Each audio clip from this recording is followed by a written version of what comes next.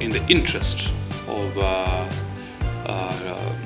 transparency and in the interest of accountability to the Kenyans, to all Kenyans who are the biggest stakeholders in football, it was prudent that we make an official statement on the situation, of the status of the national coach, and thereafter what the way forward would be. So I'll just read a short statement, and from there we will be able to take your questions, and I would request that you keep it within the agenda or the subject. Through the Office of the General Secretary, Football Kenya Federation, FKF, is in receipt of the communication from national team coach, Engin Firat. The first over notice of termination is contract entered in November 2021. The matter has since been forwarded to the new FKF executive for review and deliberation. As you're all aware, Kenya, together with our two neighbors, Uganda and Tanzania, will be hosting the Africa Nations Championship, CHAN, in February 2025. And as a federation, we need to move with speed to put a team in place and start early preparations. Notwithstanding, with the notice, FKF wishes to move with speed to address the matter at hand, and with due course, we will provide direction on the same after internal consultations. Firat initially entered a 2-month contract with FKF in September of 2021. Firat initially entered a 2-month contract with FKF in September of 2021 that later earned 4 years and 2 months extension until January of 2026. Part of this, of his deliverables included qualifying for Kenya for the 34th edition of the 2023 Africa Cup of Nations, as well as the 35th edition of AFCON 2025, which could have earned him a further 2 years contract extension. I'd like to point out that the national coach terminated his contract through a notice that was issued this week, at the beginning of this week, and it was important for us to convene the media to inform all Kenyans that as we speak today, he opted to terminate his contract with the Federation, and that we will be looking at alternatives, or we'll be looking at a way forward once we have internal consultations with the technical team, with the NEC members, and with the secretariat here at the Federation. I can see a lot of queries on social media, but we are here today to clear the air on the same. Will the new technical director be appointed first, or will the coach be appointed first? We are only 3 days into this federation, so I'd like you to give us some time to sort out the technical bench using the proper channels. And then after that, we will deal with the issue of the national coach, and we will inform you in good time when that happens. So we will do everything in our power as the National Executive Committee to have systems in place as quickly as possible. But it was today's agenda was really to inform Kenyans of what has happened, and to give you the confidence that we have an able team that will manage the situation.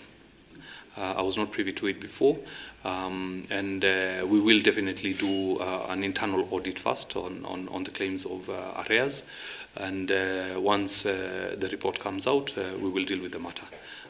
But yes, the grounds of termination is pending arrears. The teams will start preparing for CHAN as soon as we have had the discussion with the technical team and organized ourselves in-house.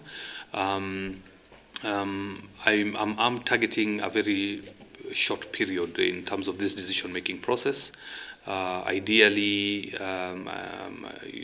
for accountability purposes, let me not give you a certain number of days, but it will be very quick. We need to consult a little bit more within the team. Again, like I mentioned, I only got this news last night. We have to, the most important thing first was to address Kenyans and explain that it is true that the coach of the national team decided to terminate, to exit the contract, and that we have to find a solution now moving forward. And that's why this gathering was important, or rather this press conference was important, to avoid any speculation.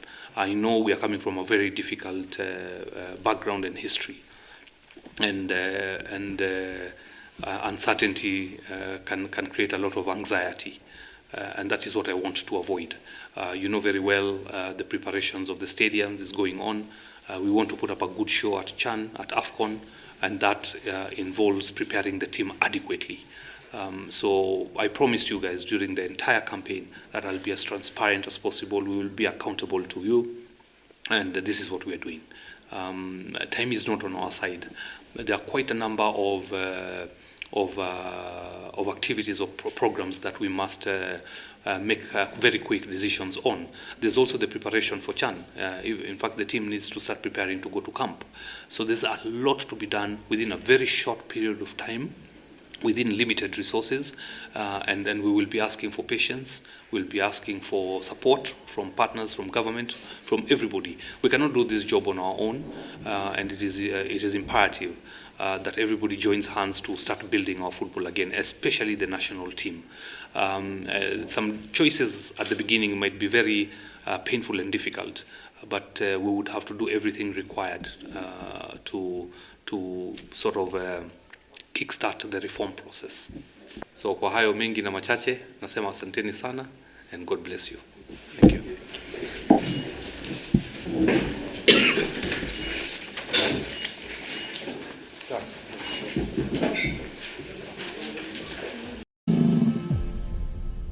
Wanaingia uzuri Ngwe.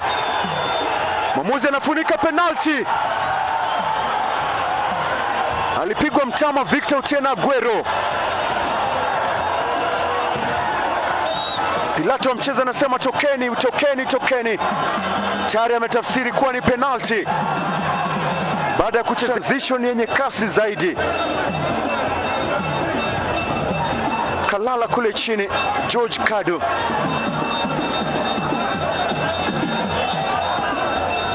Sydney Lokale Simale kimtazama na anaangalia chini. Sydney Lokale anavuta pumzi nzuri dhidi ya Joseph Okoth-Ochuka Spiderman. Sido Sydney Lokale amekosa. Ovela Ochieng!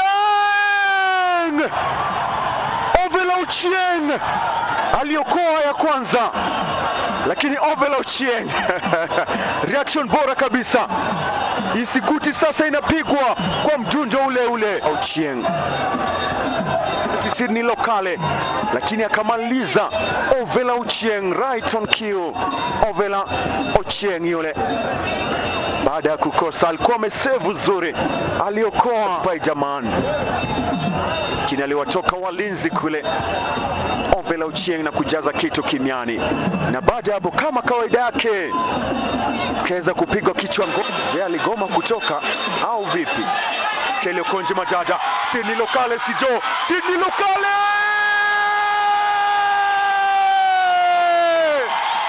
Ni nini?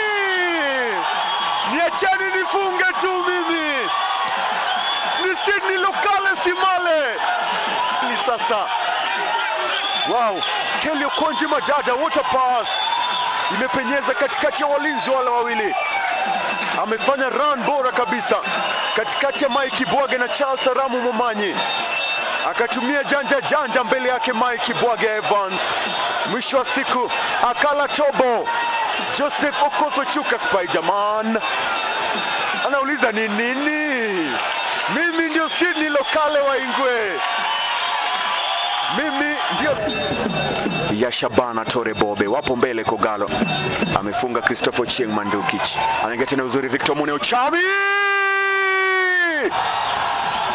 wow! Victor Mune Ochami moto kweli kweli, aliyetoka bench naye kafunga. Ingwe ya Matere sasa akinyanyuliwa juu. Victor Mune Ochami fataki chini kwa chini, ameweka ya tatu ndani, amewabugiza na kuelewesha Tusker. ilikuwa ni pasi yake Kelly Okonji Madada. Start yake ya kwanza, amepiga assist ya pili back to back, lakini ni shuti ya chini kwa chini, mpira ukajaa kambani kule. Victor Mune Ochami anapachika goli lake la 3 la msimu na kuwapa goli la 3 Ingwe.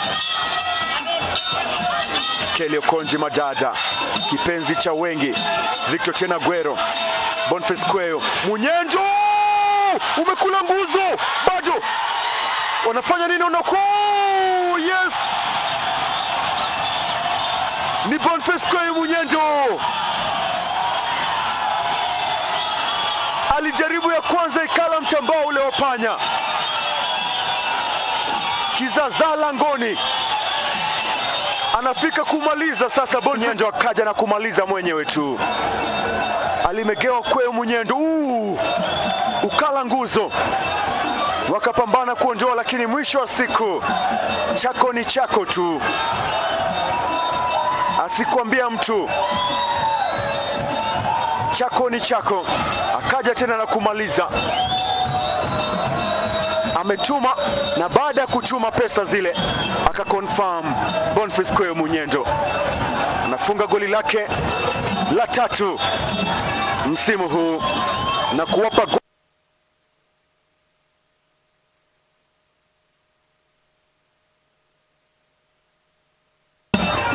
pembeni, jaza cross langoni, anakataa Kennedy Kelly Owino Odhiambo. Rano Gam Wesley Rabok cheza na BBZ Boban, sasa angalau wanapata moja.